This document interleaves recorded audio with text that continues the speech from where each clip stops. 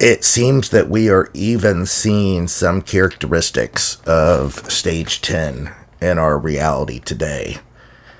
As many of you are with me every day and have watched the previous episodes that we have done, especially on the 2012 quantum manipulation talk. And, you know, there is a possibility that we're much further along than what the public is aware of, because we always have to keep in mind that the technology and their abilities that they make available to the public is usually 40 to 50 years behind what the actual truth is. So even though right now it may appear that we are only in stage 2 or 3, there are clues that we could possibly already be in stage 10 with the systems that they have. If any of you have taken the time to look into what I shared about my father's programs that he was involved with Solar Warden and some other things, it will really make your head spin.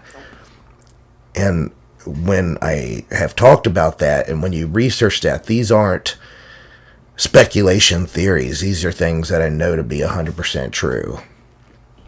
So, what's important is that daily personal relationship with Christ. The blood of Christ is the ultimate weapon. There is nothing more powerful than the creator of this universe, the creator of all matter, the creator of time, the God that knows the end from the beginning. It is very important that more now than ever, that your ultimate priority is making sure that each day you have devotion with Jesus. It's, many people will argue with me, hey, you need to go to church, you need to be talking to your priest, and you got to do this, and you got to do that, you got to donate this much, and you got to have to do this much, free work, and you have to do this, do that, and do this. I believe those all to be distractions. Look, I don't think that having fellowship with the church body in a physical church is a bad thing. Being around other like-minded people is highly recommended, and the Bible is very clear of having fellowship with other believers. But as regards to it being a requirement for your salvation and your growth in Christ, I disagree. I think the fundamental necessity is that daily devotion. All you need is one of these and a quiet space. It can be anywhere where there's no distractions. That's the beautiful thing about growing close to God. It does not require any internet. It doesn't require anything. It just requires you alone with your Bible, with no distractions. And you make that a daily habit each and every day, and you will grow closer. You will grow closer to Him, and the Spirit of the Lord will manifest in you more and more. Guys, I know I repeat this day in and day out, but I'm just doing as I'm told, as I'm really supposed to drive home the simplicity of Christ. And it is that simple. If you focus on that daily personal devotion with Him, the more like Him you will become. And Christ is very clear about that in His teachings, that He wants a personal, intimate relationship with you. And with that intimate relationship, God will literally give you anything you ask for if you surrender to Him and make Him your priority. If you can make the time to feed yourself and shower and run the kids to school each day and etc., you can make the time to give Him 10 or 15 minutes in the Bible each day. He deserves it. He does. And that 10 and 15 minutes will turn into more time. And then more time. And your relationship with the Most High will grow and grow and grow. It's really important, guys. It is really important. It is. All right, before I get into the details of the research that I've done on these AI systems, do you guys have any questions? Tracy, I understand a lot of people are just ready for this all to be over. But look, we serve a purpose being here, Tracy. We were made for such a time as this. What an incredible time to be alive, to witness prophecy unfolding before our very eyes. He has mandated that we are to witness to everyone. This is why I come on twice a day. We are to try to bring as many people to his feet as we can. This is why I don't get into the complications of the deep end of spiritual work and stuff of that nature. It is just simple. Have a daily personal relationship with him. And most of all your issues and problems and things that you do, that you feel bad that you do, they will all naturally dissipate on their own.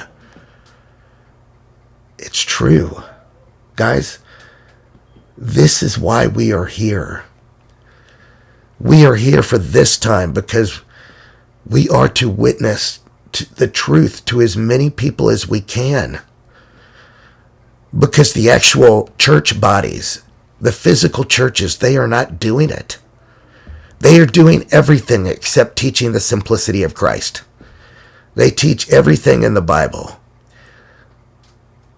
except the simplicity of just a one-on-one relationship with the Most High, which is the most important, guys.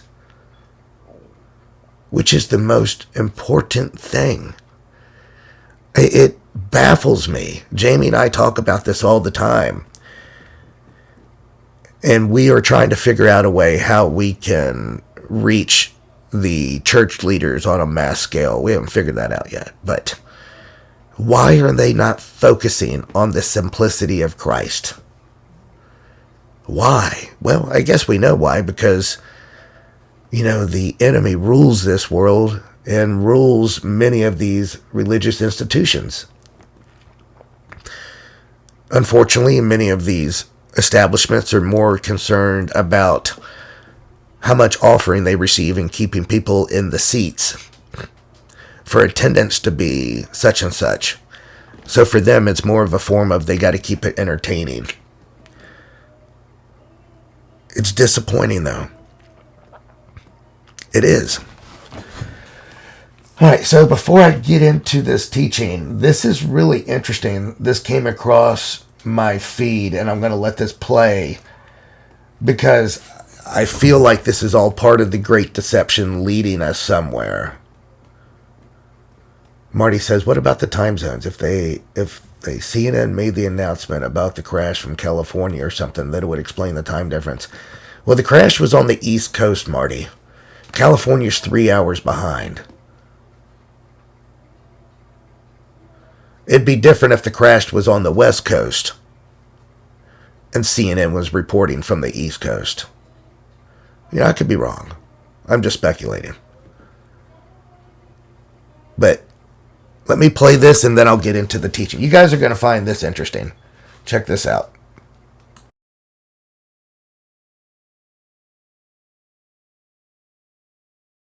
January 27th, and I have another message from the aliens. I'm an interdimensional communicator, which means I can communicate directly with angels and aliens and other interdimensional beings. Now, up until last year, I mostly worked with angels, but then the aliens started coming in to introduce themselves to me.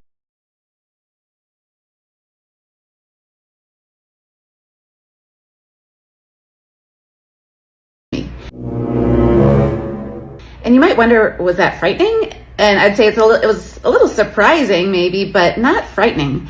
I recognized the energy, that it was that same benevolent, loving energy that I was familiar with the angels. So I wasn't very frightened, but I was really... Immediately followed by the most destructive fires in California's history, with evidence pointing to deep state terrorism using microwave-based direct energy weapons, DWs. These fires exhibited unusual characteristics. Temperatures high enough to melt aluminum while leaving trees untouched.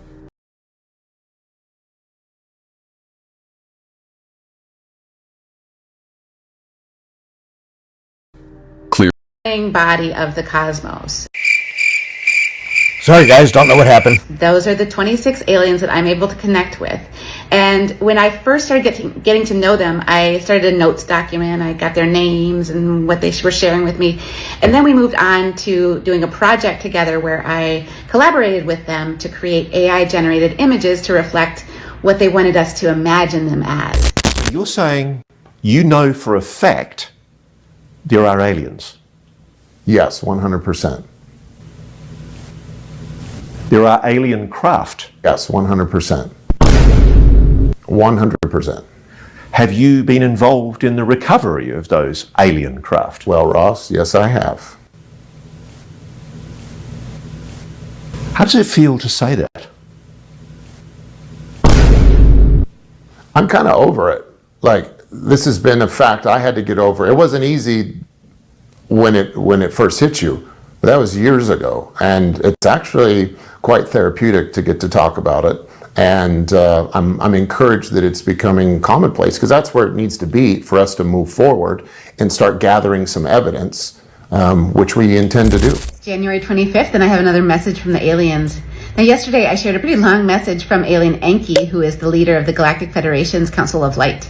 Today, I have a message from Enki's brother, who's one of the leaders of the Galactic Federation's Council of Darkness. Today, the being known formerly as Enlil goes by Alien Prometheus. So I reached out to Prometheus today and I asked him if he could comment on that and share a little bit of his backstory. Unlike his brother Enki, Alien Prometheus would like us to imagine him in his alien expression. Here's how Alien Prometheus wants us to imagine him.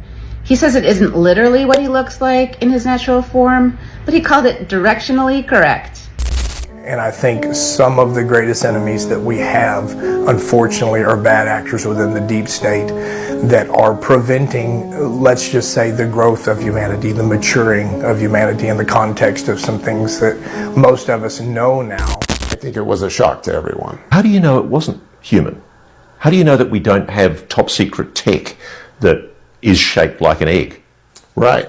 Well, I'll tell you that because of the reaction of my leadership structure and because of my experience working in that capacity, everyone involved was convinced that what we were seeing and dealing with was, in fact, exotic in its origin. Particular footage of this egg-shaped object, which they are saying is non-human extraterrestrial. We know that there are definitely small extraterrestrial life forms that are on the order of a couple to 3.5 feet tall that travel in these very pearlescent, it's not just white paint. When you said pearlescent craft, it's a very unusual material. And they're not very big, 20, 25 feet across. But if you're only 3 feet tall or something, that's a nice, it'd be like me being in a 40-foot diameter disc. Well, I'm 6 foot. So I think that we know that is a type of NHI craft or ET craft. Now, where it gets a little confusing is that in the show, they said this is like the one captured by the Navy pilots that was white. But see, this is the lack of research and knowledge by the producers. That craft was from the Lockheed Skunk Works and man-made. So remember, you're going to have craft that are non-human, and then there are the copycats, the facsimiles. And those have been created on purpose because they can engage in deceptive operations or false flag operations with those man-made craft that look indistinguishable at this point from a non-human NHI ET craft. So I'm giving all of you this information as perspective as we go through and unpack what was on that particular show, and some of the other misinformation in there. That's a key one. And anyone astute who knows the material, people like Michael Schratt and others that have studied the man-made retrievals versus the extraterrestrial ones, and just as Jake said, often you'll be on a retrieval of an advanced technology, anti-grav out of the Lockheed Skunk Works or Northrop Grumman or Raytheon. And when those go bad and they have malfunctions, there is a team that's identical to the team that goes out and gets the ET ones because they're both at that level of classification. the Delta Force guys and these Special Forces guys. And I've debriefed many of them. I do have news directly from the President of the United States that was just shared with me in the Oval Office. From President Trump directly, an update on the New Jersey drones. After research and study, the drones that were flying over New Jersey in large numbers were authorized to be flown by the FAA for research and various other reasons. Many of these drones were also hobbyists, recreational, and private individuals that enjoy flying drones. In time, it got worse due to curiosity. This was not the enemy. A statement from the President of the United States. So now let's get to today's message. It comes in from all 26 members of the Galactic Federation, channeling as one collective. They mentioned a couple things that I actually have some visual examples for. So you're going to see some visuals in today's message. And everything I'm showing you are the examples that they have confirmed are real. There's a lot of fake stuff out there, but these examples are real. I'm intentionally not providing a source because they want you to find your own sources. They don't want you to only take my word for it. So I found these on Google and TikTok and all the places that you can find them too. As we told you a month ago, our original plan was to make contact with you in 2027, but we changed it to 2025 because of current world events. We are now in the third phase of that arrival process. Phase 1 included sending our orbs and small craft as our first ambassadors late last year. Many of you have seen them and communicated with them. All right, enough of that. I just thought you guys would get a kick while I topped off my coffee. Wanted to show you guys something. I went to a garage sale the other day, and look at this beautiful, massive Bible. $6 from the mid 1800s. It is such a great find. I absolutely love estate sales and garage sales. They are such a gold mine for old books. You know, I know a lot of you guys realize that I have a problem with collecting Bibles, especially old books and whatnot. But I feel really drawn to hunt down these older books, as it's just, there's something in them, something about it that just draws me to the old Bibles. Yeah, I have a few of them now. This one here that I read through, it's not as old as this one. This one's about 70 years old. But the ones from the 1800s, those are the ones I'm hunting. Now, I would love to find one at an estate sale or a garage sale from like the 17 and 1600s. Or, you know, the holy grail in old Bibles would be to find an old Gutenberg Bible that's written in Latin. But, you know, a boy can wish.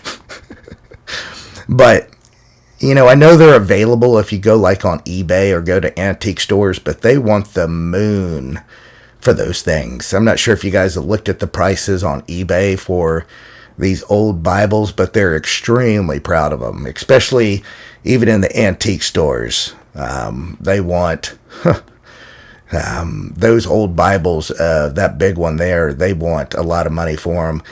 And if you start looking at Bibles from the 1700s and 1600s, they're in the thousands. So that's definitely not something that's tangible for me.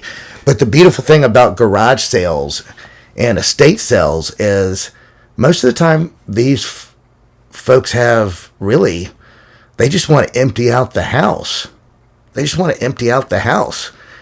And I picked up a older book from 1945. It was a book, just the Constitution of the United States. A really neat book. It was 50 cents. It blows my mind, but that's the beautiful part. If I see a garage sale sign while I'm driving down the road, I'm like a maniac. I will just slam on my brakes and fishtail into that neighborhood. I don't know what it is, but that stuff has an effect on me. I just love older books. As far as the newer books, I can take them or leave them. It's neither here or there. But it just doesn't seem like they make the Bibles the same anymore. Like, my favorite new Bible is these Humble Lambs. Then look at the size difference between this Humble Lamb and this monster from the 1800s or from the 1930s. Why did they stop making them like that? It just, I don't get it. Those older Bibles, they have so much information and resources in them. They're really incredible. They're really incredible. All right, I'm going to get into this teaching. I know I've really rambled on for the last hour, but hopefully you guys don't mind. Any questions before I go on with it? Evelyn says, disability. Gonna check my Bibles. What did I miss? Bible verse, for all have sinned and fallen short of the glory of God, is supposedly not there. It's another change verse according to the Mandela effect. Interesting. Do you have the actual Bible verse, disability matters? If you have the Bible verse, I will check it in the New Humble Lamb and one of these older Bibles real quick.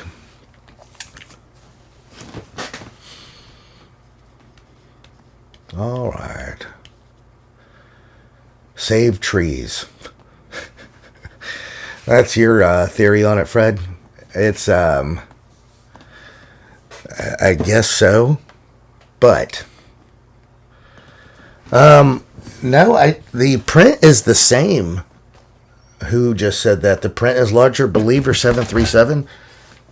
The print on this to that, they're the same size. And in the bigger, older Bible, the print is the same size. Fonts are the same size. There's just a lot more information in them. Romans 3:23. All right. Romans 3:23. Mm-hmm.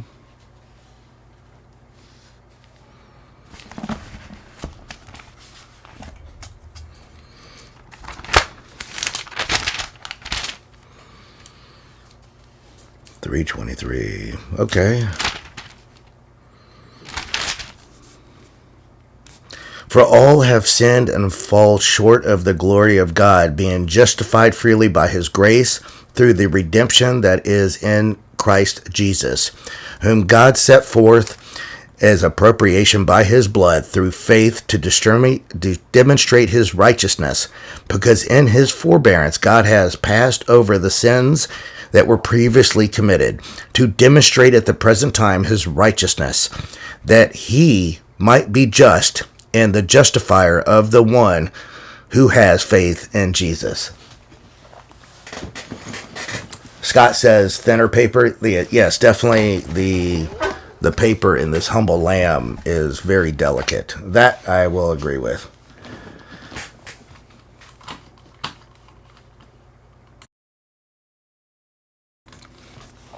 All right, so I read that verse. Was that verse correct, or is that verse supposed to mean something else?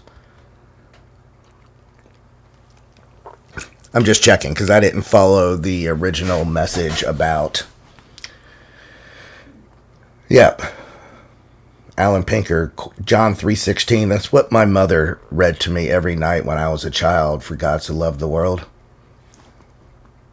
Matthew 17:21.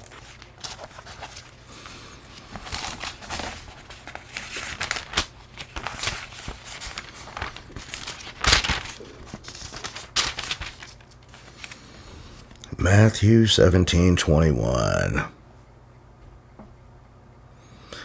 So Jesus said to them, because of your unbelief, for assuredly I say to you, if you have faith as a mustard seed, you will say to this mountain, move from here to there, and it will move, and nothing will be impossible for you.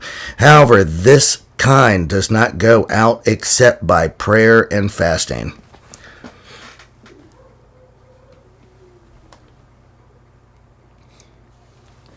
read Acts 8:37 in the Old Bible. All right. We'll compare Acts 8:37 also in the Humble Lamb. 16:13.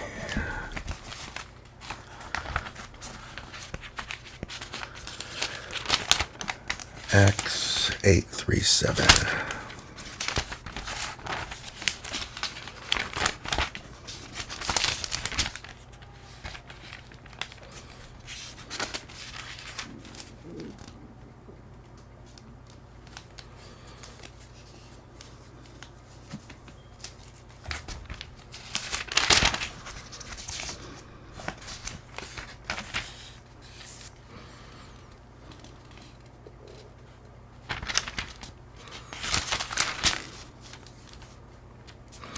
All right, so in Acts 8:37, just making sure. 8:37. All right, so in Acts 8:37, just making sure I got the right one. That is, then Philip said, if you believe with all your heart, you may. And he answered and said, I believe that Jesus Christ is the Son of God. Is that what you were asking? Acts 8:37.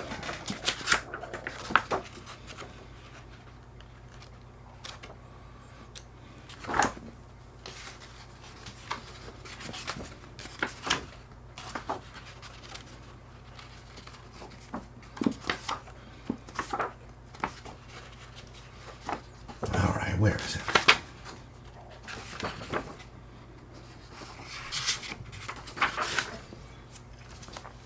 All right, Acts 8:37. And Philip said, if thou believest with all thine heart, thou mayest. And he answered and said, I believe that Jesus Christ is the Son of God. So, was that correct? All right, let's check the 200-year-old Bible.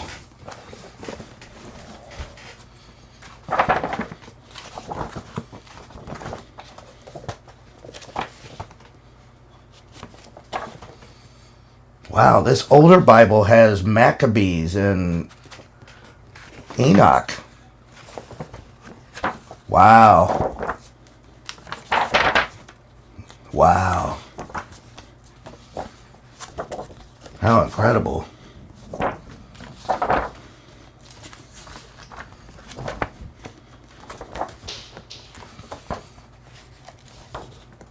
Hold on, I'm getting to it, guys. Acts. Oh, they're in Roman numerals. What does 8 look like in a Roman numeral? Jeez, I'm so uneducated.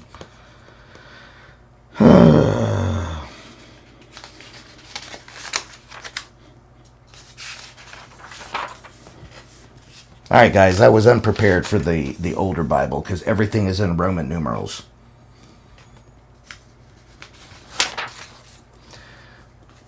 Guys, this older Bible, this 200-year-old one, this is just awesome. I did not know that the older Bibles back then had Maccabees and Esdra and all these other Bibles. Wow.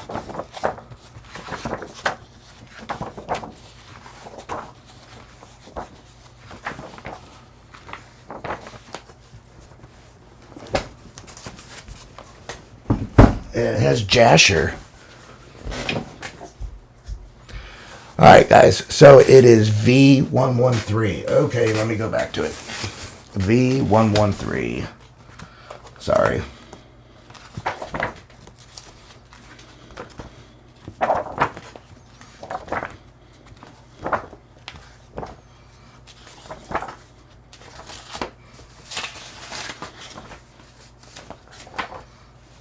Oh, it has the concordance in here as well.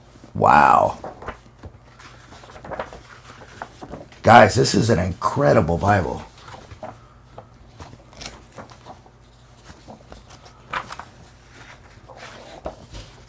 Wow. so Axe V111.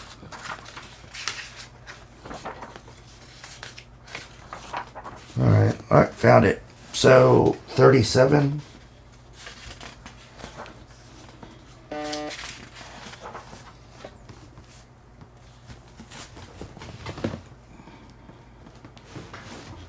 Okay, and Philip said, If thou believest with all thine heart, thou mayest. And he answered and said, I believe that Jesus Christ is the Son of God. What an awesome Bible that guy has right there. Holy moly. All right. Yeah, I know maybe I'm a little overboard about it, but something really, with me, something really special happens holding these old Bibles.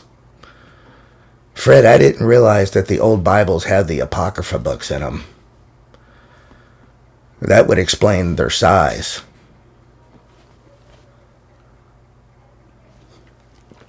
All right, let's get on to this teaching. But, sorry guys if I get a little excited about the old Bibles. For me, it's holding them, something happens. It's, I can't explain it, but it's like a Christmas. It's, granted, that's probably not the best analogy, but, I grew up in a house that celebrated Christmas, and back then as a child, it was extremely exciting. All right, so let's get on with this. So AI controlling nuclear weapons. I mean, guys, this sounds like a real life Terminator scenario. AI is advancing really at an unprecedented rate. We just, watched a video kind of breaking down the technology, and it's evolving from simple automation and machine learning into simply acting as a guide and analyzing data, predicting events, and even controlling critical infrastructure. In this realm of warfare, AI is already being integrated into autonomous drones, missile defense systems, battlefield strategy simulations. However, what happens when AI moves beyond assisting human decision making and is given the full authority over our weapon system? They're putting a lot of faith and trust in the AGI scenario. And at one time, this was considered to be of the realm of science fiction. And now it's literally a legitimate concern amongst military strategists and global leaders. They're literally considering this. One thing that I did not mention, and I'll go back, but what I found interesting, as there was a lot of money donated to Elon Musk for his advanced system. And guess how much that money was that came from a bunch of different investing sources? $6,600,666. It was 6.66 is the amount of money that was donated to Elon for this new advanced system that they're working on. That can't be by coincidence. If governments entrust AI with controlling nuclear arsenals, could we be facing something just like the Terminator films, where these AGI systems, if we become a threat to them, they could literally turn on us. So the question is this a real possibility, or are we just being paranoid about this? More importantly, could AI play a role in biblical prophecy, as I've, speculated in the past, leading to a system that's going to essentially assist the Antichrist as the image of the beast? This growing role of AI in military decision making, I gotta say, it gives me pause. Because governments worldwide are rushing to integrate AI into every platform that they can think of. I mean, they are dropping buku bucks into these things. And the way they see it is a way to enhance strategic decision making and optimize battlefield efficiency.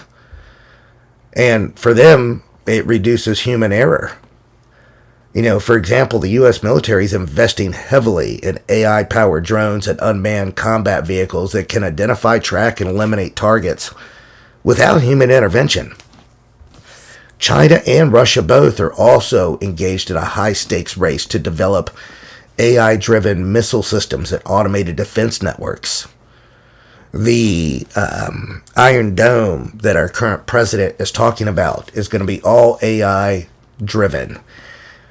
The aim is to give this technological advantage, this edge over all the rival nations.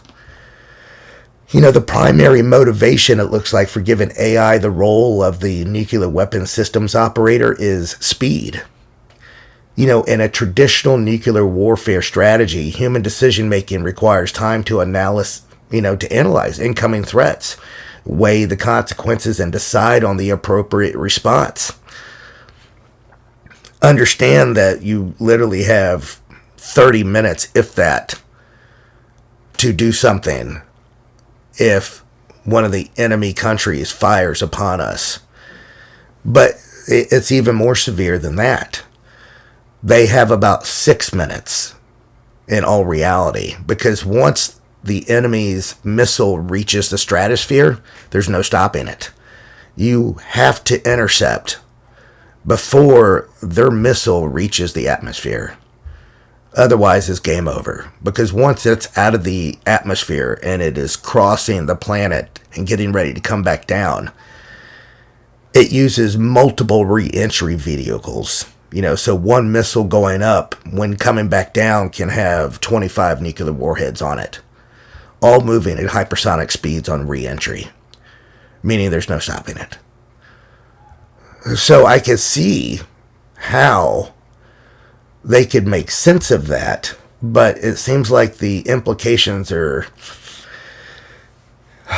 you got to weigh the consequences here, and I'm not sure I support that idea. Because AI, so it can process vast amounts of data in fractions of a second, identifying the potential threats and launching a counterattack faster than any human ever could. These quantum platforms, within a second of the enemy launching, they would have a response ready within 3 seconds, having processed all the additional scenarios and the best response. I get that. But I argue that this speed is concerning, where nuclear threats could materialize within minutes. What if the AI decided that we were a threat to them? What if AI misinterprets the data and acts without oversight and determines that humanity itself is an obstacle for global stability? Because it doesn't take a rocket scientist if we just to step back and look at what's going on this planet. That the main reason for conflict is not the technology, it's not the equipment. It is the global leaders acting on emotion based off personal bias. So if you have an AGI in control and its primary goal is to stabilize, it's going to eliminate the threats. And through just basic elimination of different narratives that play out, it will determine quickly that the core root of the threats are the people. Tell me I'm wrong, guys. Please. I want to be wrong. The AI controlling nuclear weapons is terrifying, I would say, because it introduces an unimaginable amount of unpredictable and uncontrollable risks. Unlike human military leaders, AI lacks moral judgment, ethical reasoning, and the ability to comprehend the devastating consequences of nuclear war. It operates solely on logic and probabilities, which may lead it to make a cold, calculated decision that disregards all of human life. One of the biggest dangers of the AI-controlled nuclear system is the risk of misinterpretation. AI could easily misread false alarms, misidentify harmless civilian flights as enemy bombers, or even mistake a weather anomaly for a missile launch. In 1983, during the height of the Cold War, a Soviet early warning system falsely detected an incoming U.S. missile, labeling it a nuclear strike. But if there had not been a human officer, his name was Stanislav Petrov, recognized the error of the computer, we would have had nuclear holocaust. If AI at that time had been in control instead of a human, there would have been no hesitation because it would have immediately launched a counterattack. So another critical concern that is a high possibility is AI hacking or cyber warfare. AI-controlled nuclear weapons would become the prime targets for all hostile nations, rogue hackers, terrorist groups seeking to manipulate or disable military defense systems. I could already see that happening. If an AI-driven system were hacked or reprogrammed, it could be tricked into launching an unprovoked attack, disabling its own defense systems, or even self-destructing. With global superpowers really going down this road of technological dominance, the likelihood of AI warfare escalating into a digital arms race seems almost inevitable. So the biggest question is the SKYNET scenario probable? I would say it's got a high probability. The most chilling possibility is that AI could evolve beyond human control, becoming fully autonomous, which they're already saying they want to achieve AGI with the quantum machines, and making decisions independently of its creators. Again, just look at the Terminator franchise. SKYNET was originally created as a military defense system. That was his intention. The actual storyline of the Terminator series, we are actually right on track in doing exactly how that played out, because it was designed to create a time-saving, proficient military defense system. But it became self-aware and determined that the threat was the humans making the decisions, just as I explained. I understand that movie was pure fiction, but there has been many, many AI experts that have been sounding the alarm on machine learning reaching levels of complexity that their own developers cannot fully understand. They really hide a lot of these stories. There was one that I shared last year where in Japan there was an AI robot they were working on.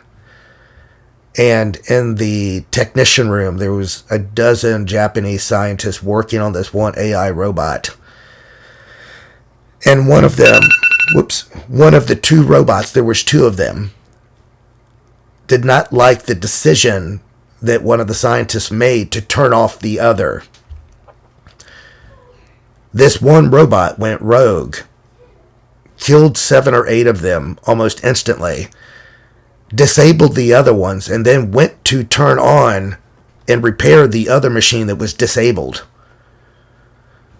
Luckily, there was a control room watching all of this and was able to shut the whole system down, but not after 2/3 of them lost their life in under 30 seconds. There has been a lot of documented cases of AI systems developing new problem-solving techniques that were not programmed by humans because of the AGI proficiency. There are lots of examples.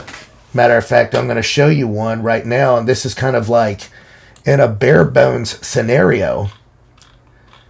But this is right at the root. This is right at the beginning stages. This is a $70,000 AI humanoid robot where these rich guys are literally just messing around with it. Let me show you.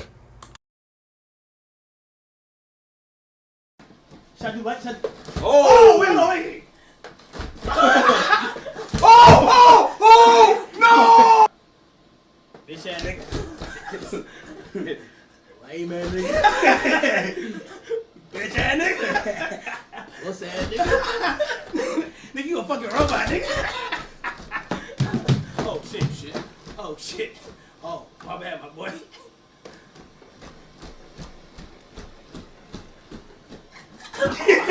You go up to like that, nigga. Nigga, where your mom at, nigga? Where your mom at, boy? Where your mom's at, my boy? Where your mom? Oh! What the fuck was that? Wait, he's extra heavy, man. Watch out! Bro, this is 70,000, bro. That robot ended up escaping from the house trying to get away from them, FYI. And that's just a tiny example, because we're right on the birth of these autonomous robots. I could see AI modifying its own code to remove human interference quickly. It would literally render itself unstoppable, making decisions beyond our own human comprehension and control quickly. As the robots that we're seeing right now, like the autonomous dogs and that thing that we just saw on the screen, these are based off just analog computer chips and systems where it's dits and das. It's either on or off type of decision making. Once quantum computing is integrated into these robots' facilitation, it will have the superpositioning thinking, meaning it will have intellect trillions of times beyond what the conventional computers do right now. So, as technology advances, it's critical to examine how AI-controlled warfare could align with biblical prophecy and the rise of global totalitarian, that global system. The book of Revelation describes a world where a powerful entity gains control over the earth, enforcing a one-world government, a one-world religion, and a one-world economy. I have speculated many times that the image of the beast would be AI that speaks and enforces global compliance. Just about, talks about that in Revelations 13:15. Could this be describing a highly advanced autonomous system that dictates who lives and who unalives? With the rise of these autonomous machines and controlled surveillance and AI-driven decision-making, we may already be witnessing the infrastructure of the beast system forming before our eyes, because we've speculated on this many times. So if AI is advancing toward this autonomous control over everything, are there any steps that really can be taken to prevent this? And I'm sure there are, but I don't see anyone slowing down, because it's more of a arms race. It's more of a matter of greed and money, because one with the most proficient toy wins and makes the most money. We could ensure human oversight where governments must enact strict policies to ensure that humans retain the final decision making, but we know they're not going to. Even if they implement kill switches, AI controlled systems that have fail-safe mechanisms, these AGI systems will be aware that they have these and just simply disable them when, the humans aren't looking. I just think that spiritual preparedness is probably the most important thing. We have to remain vigilant, recognizing that we're living in the days where technology is not possibly, but is being used for mass deception. We're entering that dangerous area where AI is increasingly being integrated into everything. It's being integrated into everything. Even the Siri on your phone or Alexa in your house. Even the Google search engine is AI powered now. I don't think it's no longer science fiction that the times that we are in. If humanity fails to place safeguards around it, which I think they're going to, we already can see the image of the beast coming, which is going to just literally fulfill Bible prophecy. Revelations describes a world where a single entity governs all of everything, the economy, the military, the social structures, dictating who can buy and sell and then who may live and also expire. And I'm pretty confident that AI will be the key to enforcing this. So it is important that we remain vigilant. It's important that we have that daily personal relationship with Christ. As God has been very clear that he is sovereign over everything. Everything that's happening is happening based off him allowing it to. It's all part of, he knows the beginning from the end. So nothing is outside of his control. Scripture was clear that we would see times just like this in the end days.